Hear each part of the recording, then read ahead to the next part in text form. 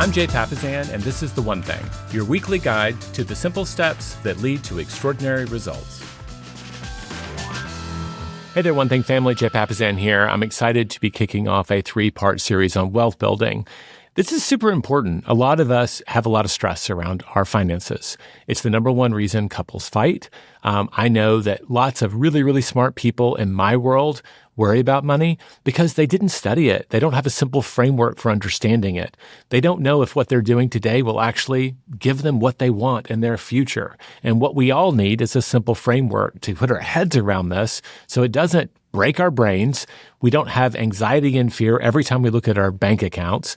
And then when we think about our retirement and our wealth building habits, we actually have a little bit of confidence. It doesn't feel like guesswork. So our goal with this series, with our episode today, is to take the stress out of our money thoughts and conversations, to simplify it into an action plan that everybody can follow, and you don't need an MBA. That's our goal today. It's going to be a 3-part series.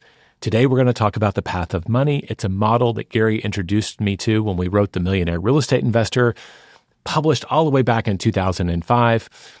Massive bestseller, and it also changed my life. And I'll talk more about that later. The second episode, we're going to break down the habits of wealth building. Hey, we're The One Thing. We talk about habits. What are the habits, the things that we need to be doing and avoiding that will make us go down this journey a little bit smoother so that on any given week, we know that we're doing the right things and avoiding the wrong things. And the last one will be about your freedom number. What's the amount of money that you need to be earning annually from your investments to be financially free, to feel secure, to not have the worry about money, and to have your future feeling like it's secured? That's our goal with this series. And yeah, it might be a little bit long, some of these episodes, but I promise the payoff is there. If you, like me, have struggled thinking about this episode is for you. Why me? I'm an English-French major. I did not start this journey this way, but over the years, for the Millionaire Real Estate Investor, I had to interview 120 millionaires and learn from them. I've then taught this over the decades with Gary when we wrote the book and 2 other investing books. I've worked through workshops, thousands of folks, helped them simplify their understanding of money so they can take more confident action. That's what we want for you. You're going to love this episode.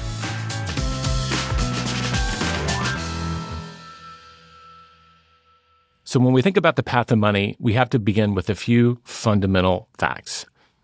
The path of money is a tool that we can use to build our wealth. And when Gary and I were writing The Millionaire Real Estate Investor with our late writing partner, Dave Jinks, we realized we had to actually define what we meant by wealth. And we decided to talk about it in terms of financial wealth. I think there are other forms of wealth. I write about it a lot. There's time wealth, when people have an abundance of time. Other things that we can think about: wealth of relationships, wealth of love, wealth of whatever. But this is about financial wealth, money. How do we define it? Financial wealth is having the passive, unearned income to support your life mission without having to work. And passive income, unearned income, that's kind of all over the map for a lot of people. But basically what we're talking about is you work for money, and if you do the right things with your money will work for you. You can get dividends. Your money can grow. Eventually you can sell those assets and reap the rewards. How do we make our money work when we're not working? That's the idea of passive or unearned income. And how do you get enough of that so that you can live the life that you're intended to live without having to work? Now, I want to stop there. I don't know what retirement looks like for me. I love to do my work. I love to write. I love to do these podcasts. I love to think and noodle on ideas. I love to try to make complex things simple. So I don't really know what having to work looks like, but I do know that I don't want to have to work just for money or for someone with whom I don't share their values. When Wendy and I started this journey, one of our clear goals was that we wanted financial freedom.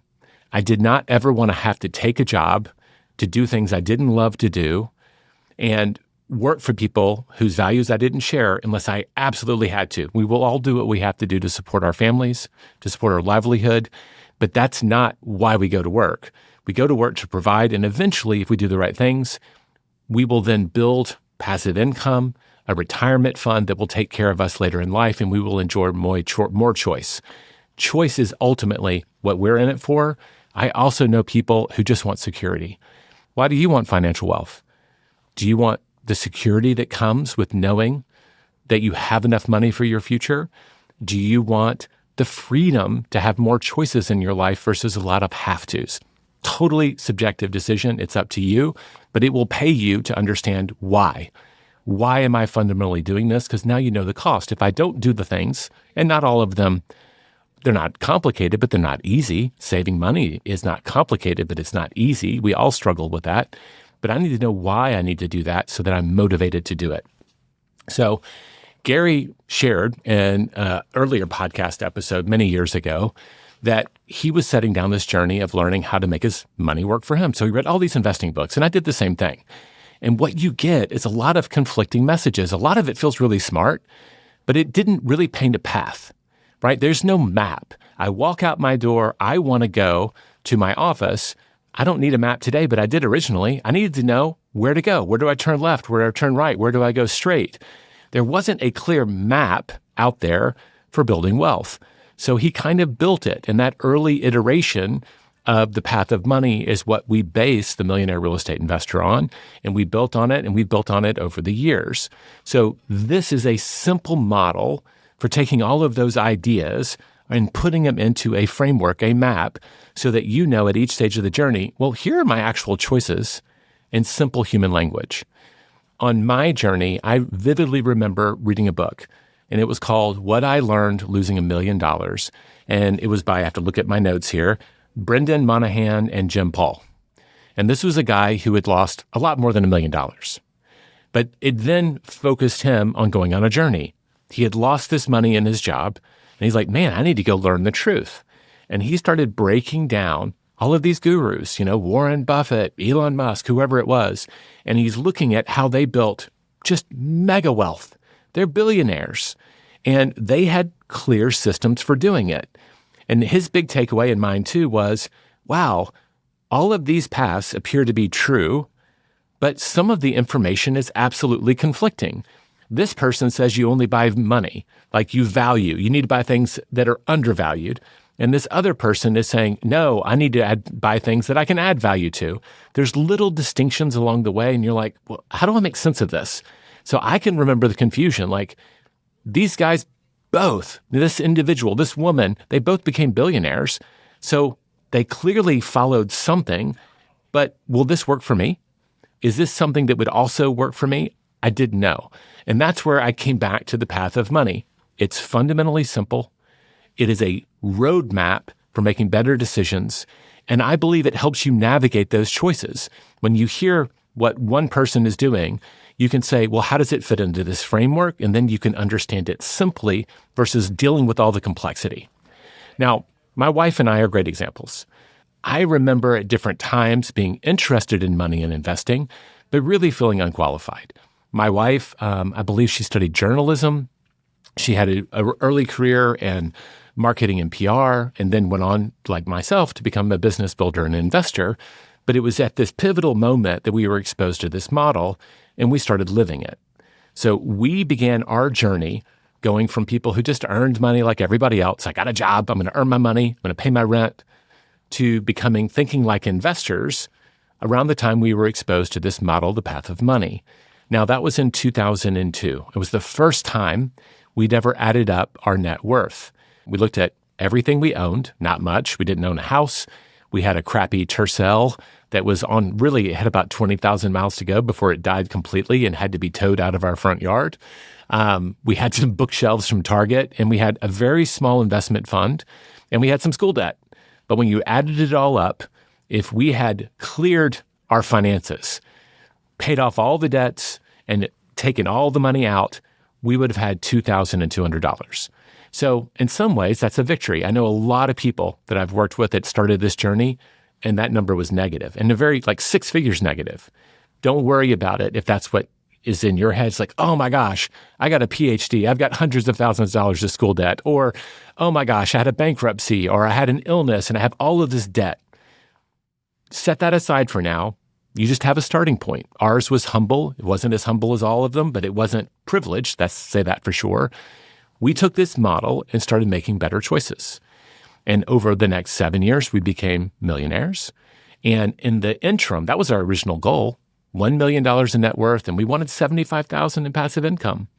Over the years, we've learned and grown, and we built on that knowledge that began so simply, and we've gone on to become decamillionaires, and we've got a portfolio of real estate and businesses. If you went back in time and talked to me, Jay Papasan, in graduate school in NYU or an undergraduate at University of Memphis, I would have never guessed I would be here. And that's the power of having a simple framework, a model to follow that takes a lot of the guesswork out of it, that gets you out of the opinion game and the hack game, all of these people telling you what to do. But if you don't understand it, you're taking enormous risks. So 23 years later, we've seen massive improvement. And over those years, for those advanced investors out there, we've tracked it very carefully. We've averaged more than 22% year-over-year growth in our wealth. And that there have been years where it was huge, especially in the beginning. A big number can grow really fast. As it gets bigger, it tends to grow slower. But I'm still really proud of that average. And as we get to the end of this episode and you understand the difference between dead money and safe money and healthy money and wealthy money, I'll break those 4 categories of money down for you. You'll understand that somehow, some way, by following this model, we kept most of our money working in that wealthy money category, which is how we experience that growth. I want that for you too. So last bit of the framework, and then I'm going to dive into the model. There's 3 basic steps to investing, folks. You have to earn money, you have to save money, and you have to invest it. It's not any more complicated than that. How much you earn determines, based on your lifestyle, how much you can save. How much you save determines how much you can invest. They're very much tied together. So people who earn more, if they can control their lifestyle, can save more and invest more. But it doesn't matter completely that you have to earn so much because time is the other factor. Maybe you're starting with very humble beginnings, but if you save some money and you invest it early, time will do a trick on that as well. And I will go deeper into that in the third part of this series where we really look at the effect of time and how much you invest over time so that you can get to your number. So my goal here is that you learn how to work for money and then get your money to work for you. Ultimately, you want your money working harder than you so that the passive income is surpassing your active earned income, and that's where you start to experience that freedom. You don't have to work all the time. You may have better choices around the work that you choose to do. That's my goal. I want you either through security or freedom to reach that. So let's dive into the path of money. Now, this simple model, if you want to look at it, I'm going to walk through it in such a way. I think it's so simple that you could just keep it all in your head while you're driving your car down the road to work, while you're walking the dog, while you're running on the elliptical at the gym, whatever it is you're doing right now. Maybe you just think, well, I don't want to look at it. You can go to theonething.com with the number one, the1thing.com/path of money, and you can grab a copy of this image there. And if it helps you to look at it, I'm kind of a visual learner. That's why I'm making this available. I want you to do that. So you go to the very top, and it's like a little flow chart. You start at the top, and you've got 2 categories, and we very cleverly called them human capital and capital assets. But basically that means you work for money or your money works for you. So there's 2 ways that you get more money in your life. And it can show up as a salary. It can show up as fees that you earn as a contractor. It can show up as dividends. It can show up as asset growth that you could then borrow against or sell. There's lots of ways, ultimately, that we end up with money in our bank account. But fundamentally, there's money that you earn, and there is money that's working for you, and I call that unearned income. So think of it as earned income or unearned income. We all begin the journey having to earn every penny, but if you do the right things by following this model, you'll start to build an ever-increasing supply of unearned income, those capital assets. Okay, so the money is coming in at the top. Think back, how much money did you earn last year? Are you in college? Do you have a $15 an hour job, a $20 an hour job? Do you have a salary? Are you making $60,000, $70,000, $100,000, much more? You are earning a certain amount of money. Once you have that money, after you pay the tax man, right, depending on where you live, you have your net income and you have 4 choices. And those 4 choices break down very simply. You can spend money, you can donate it or give it away, you can save it, or you can invest it. So let's start on that first one. And we're going to go deeper into this in the habits of money in the second episode, because how we spend money is going to determine how much we have to save. And learning to build a lifestyle around saving and investing is a journey for all of us. So know that there's no amount of investing that will cover up undisciplined spending. And so at some point, we all have to have a budget.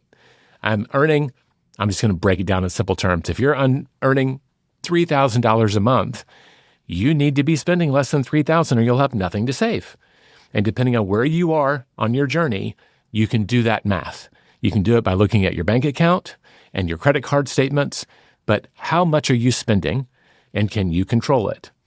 And next week, I'll go much deeper in our journey. But at one point, my wife and I, you get married, you have 2 paychecks going in the same bank account, you have 2 people with credit cards or ATM cards. Controlling the spending gets even more complex when you're in a partnership.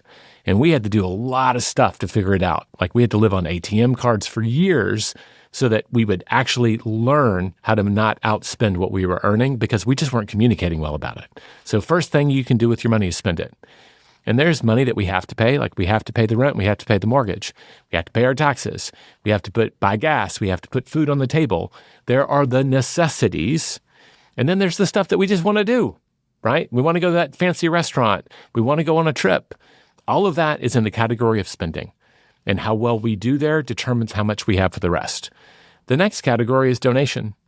I know a lot of people who put that first. They take money right off the top of every paycheck so that they can have money to give to their church, to the charities they care about, maybe just setting it aside to give it to their kids, right? Or their family, taking care of someone else. But fundamentally, you earn money, then you can spend it or you can give it away, donate it. I would just advocate, I teach whole classes on it. If you haven't developed a mindset of abundance so that you can think about giving before you have to take care of yourself, it pays. It really does. I believe that the people who are going to earn the most money are often the people who can also see a way to give the most away. It's an amazing source of motivation to earn more when you see the good of giving it away. In the beginning, I didn't have much to donate, so I gave my time. But that might be where you are too. But over time, hopefully you'll treat that bucket seriously and set aside money to give away as you earn more and more of it, especially when it's coming in passively. So we spend it, we donate it, we can save it. How is saving money different from investing, you might ask? When you save money, it is not earning a rate of return that is equal to or greater than the cost of things going up around you, right? We've heard a lot about it these last few years. What's happening with inflation?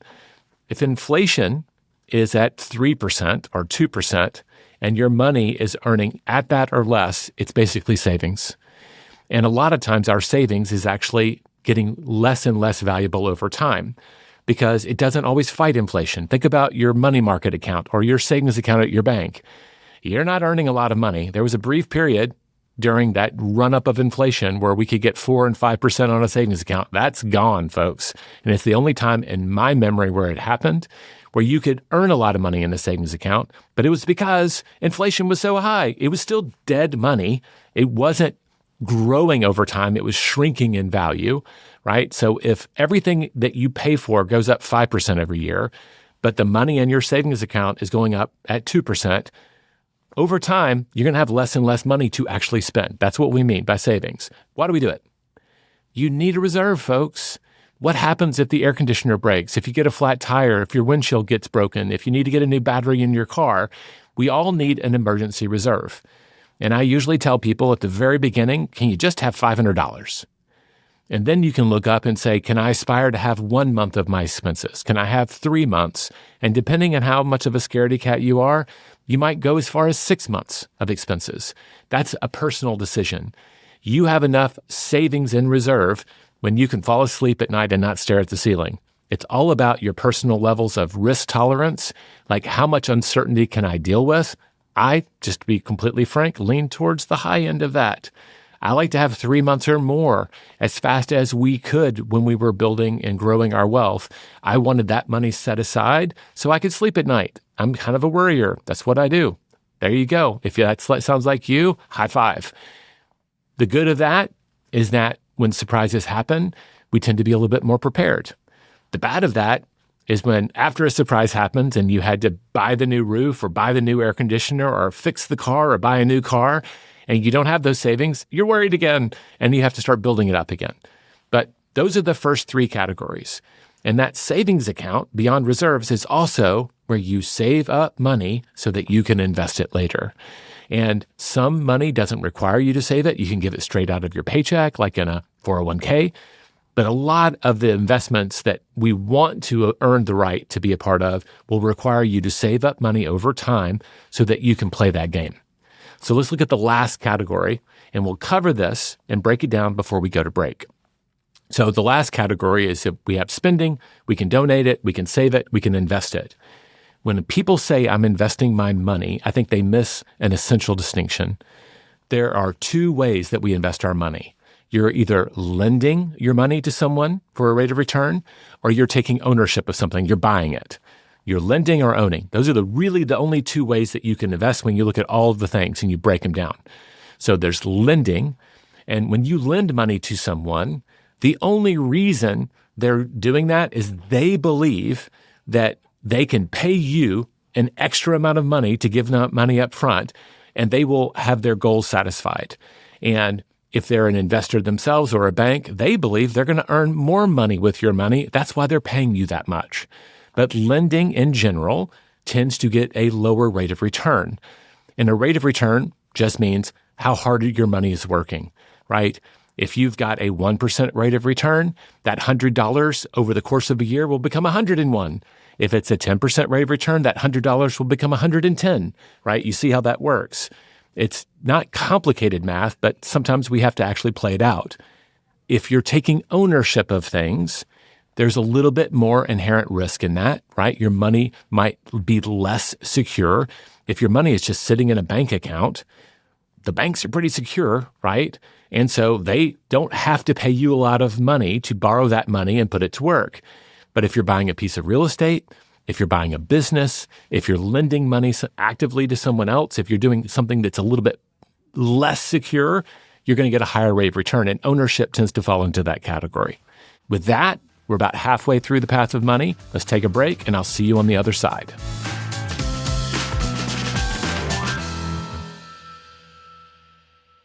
Welcome back, folks. So we've covered the front half of the path of money. How we earn money, actively or passively, what we can do with it. We can spend it, we can donate it, we can save it or invest it. Investing is basically lending or owning. Now let's talk about the two conditions that we do lending and owning under. There's basically going to be four categories. You can lend money passively or actively. You can own things passively or actively. And we're going to break them into the passive and active categories. So if you imagine like a little ledger, we're going to start on the left-hand side.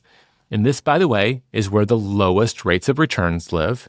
But you can passively lend money or you can passively own things. Those are the two categories on the left side of the page. Now, let's start with, what does passive lending mean? That's your money market. That's your savings account. That could be a treasury bond. It could be a municipal bond. It could be a certificate of a deposit or a CD.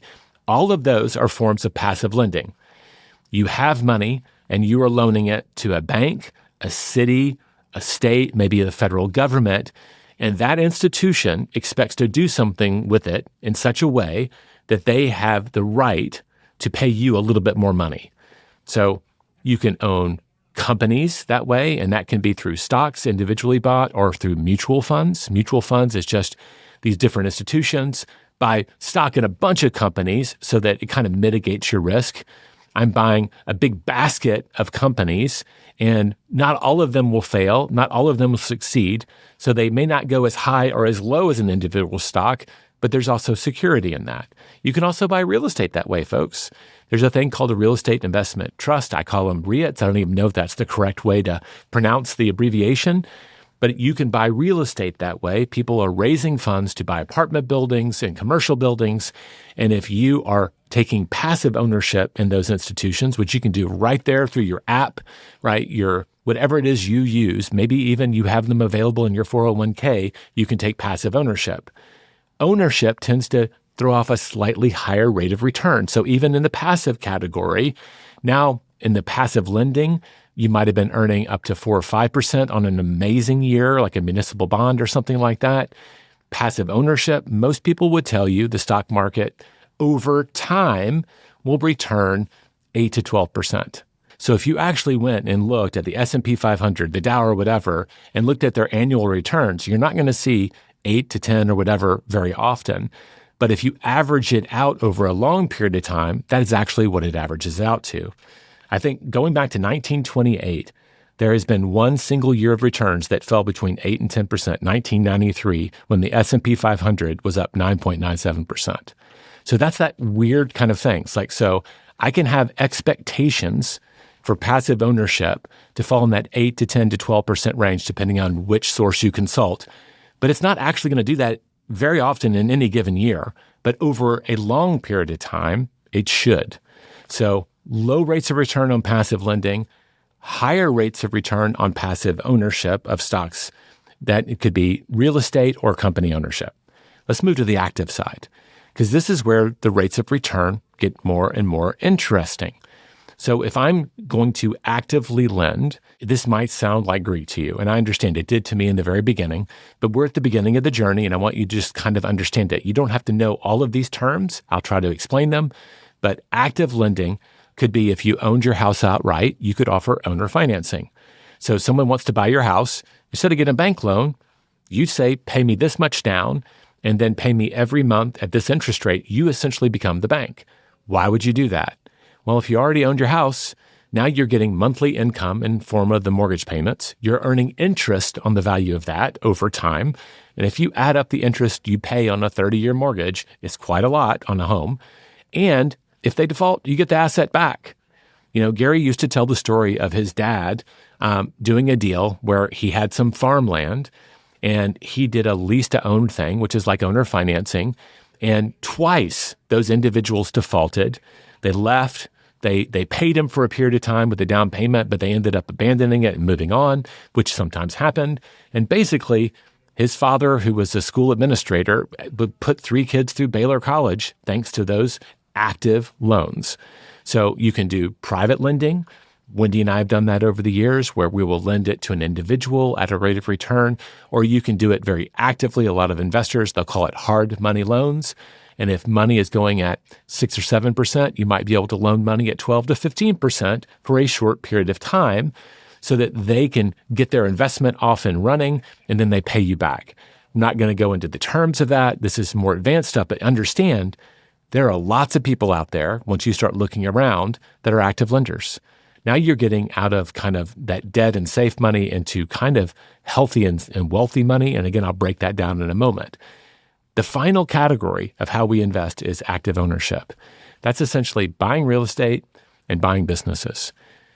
Buying real estate because we can buy it on margin. That means I put a down payment down. If I'm buying a $200,000 house, I put 25% down as an investment, and I don't have to put down $200,000, right? I put down 25% of that, but I get the growth on the whole thing.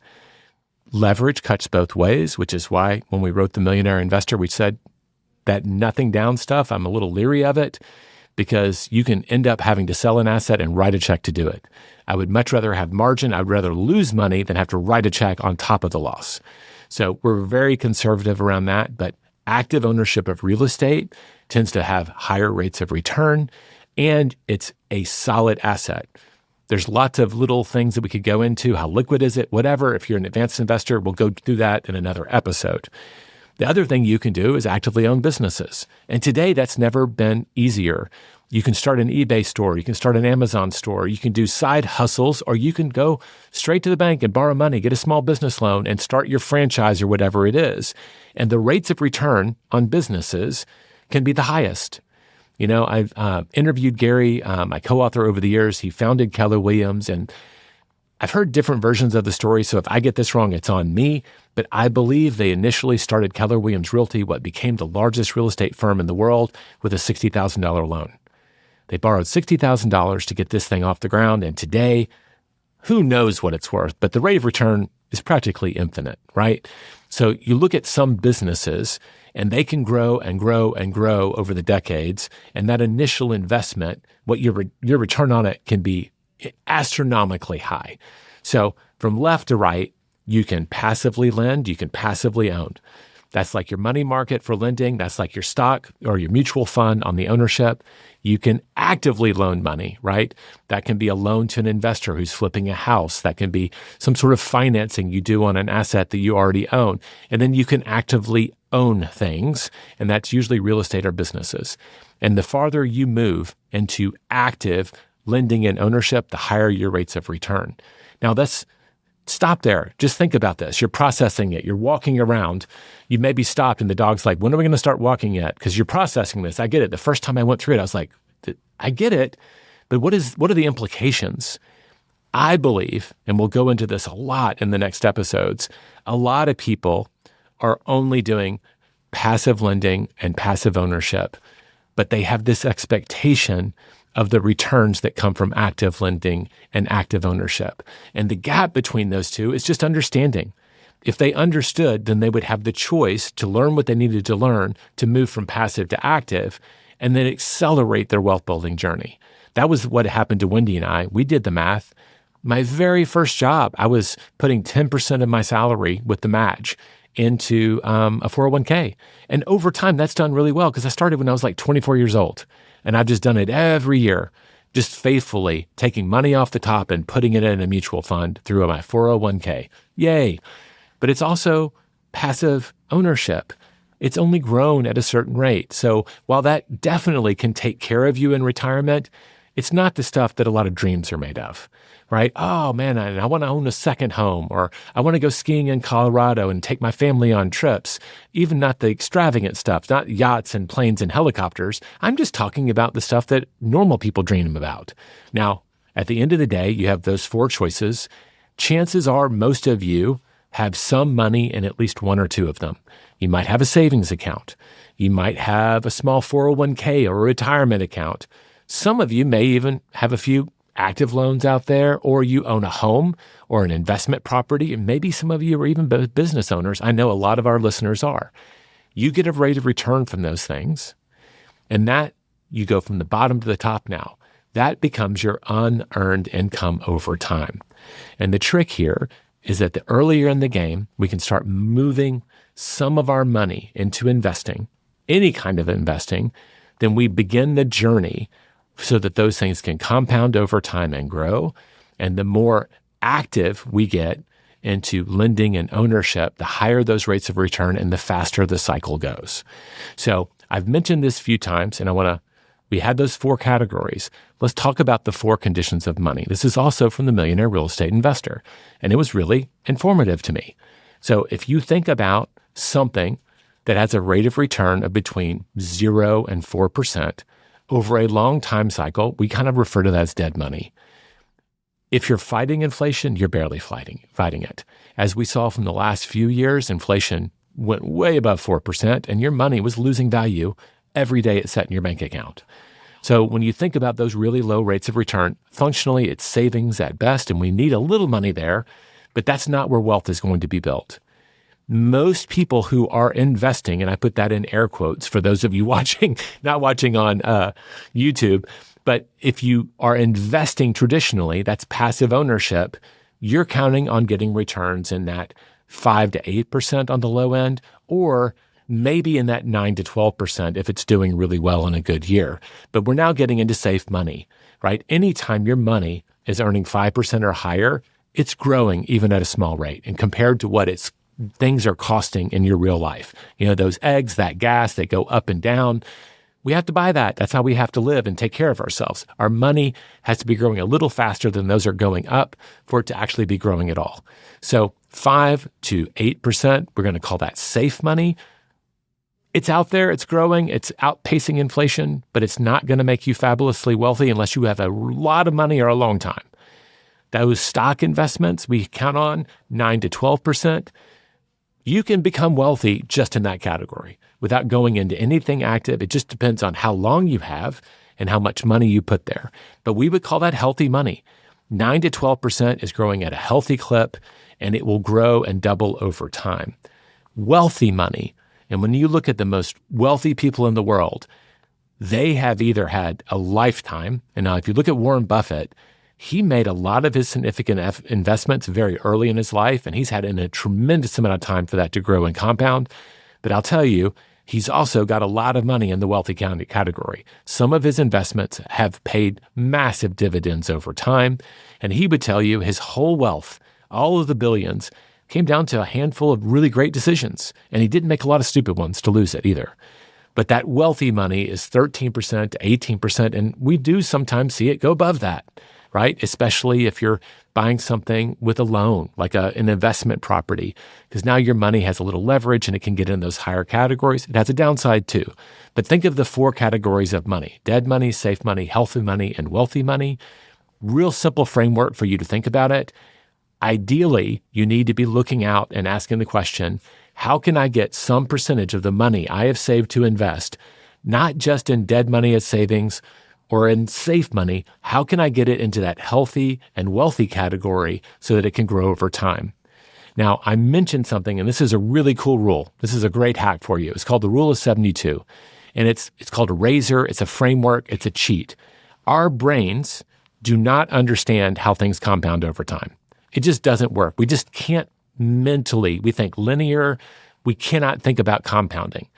But the truth is that things will double over time around this rule. So the Rule of 72 says if you have something and you know what the rate it's growing, 7%, say, divide 7 into 72, and it will tell you how many years it will take for your money to double. So if you have $100 that's earning 7.2% interest rate, you would know, dividing 7.2 into 72, it would take 10 years, and that $100 becomes $200. Now you can kind of see how things grow really rapidly, because that $200 will double in another 10 years, and 200 becomes 400, and in another 10 years, the 400 becomes 800. And it's not linear, right? It's a curve, because it's not 100 to 200 to 300, it's 100 to 200 to 400 to 800 to 1600. Things are doubling. That's compound interest. But the Rule of 72 gives you a really short framework. It's like, well, if I'm getting 10% on this, that means about every 7 years my money's going to double. And you can play around with that. If you get 12%, every 6 years my money is doubling.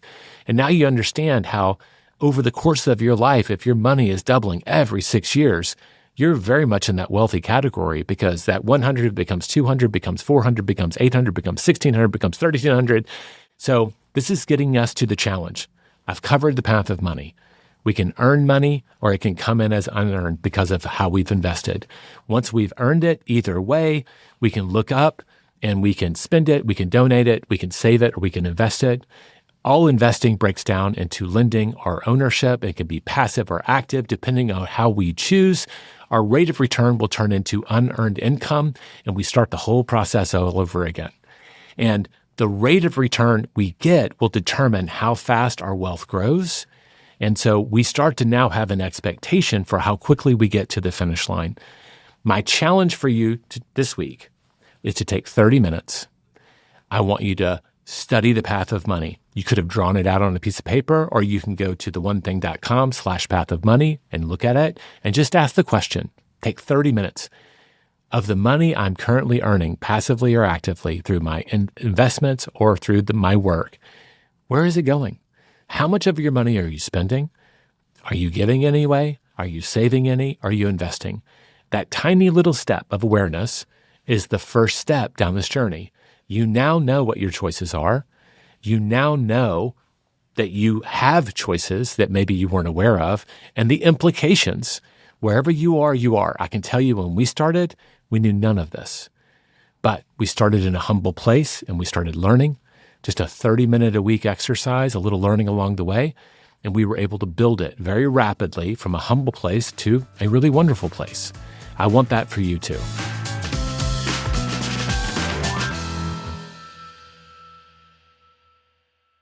Now, next week, we're going to go into the habits of building wealth. Now that you understand this fundamentals, the choices we have to make, what are the habits of spending money? What are the habits of donating and saving money? What are the habits of investing? What are the habits that we could build over time, start small and build over time, that will take a lot of the luck out of this game, so that instead of us guessing that maybe we'll get where we want to go, we'll be able to start predicting more reliably that based on what we're currently doing, we'll get exactly where we want to go. Hope you enjoyed this episode. Can't wait to share the habits of wealth building with you next week. I'll see you then. This podcast is for general informational purposes only. The views, thoughts, and opinions of the guest represent those of the guest and not KWRI and its affiliates, and should not be construed as financial, economic, legal, tax, or other advice. This podcast is provided without any warranty or guarantee of its accuracy, completeness, timeliness, or results from using the information.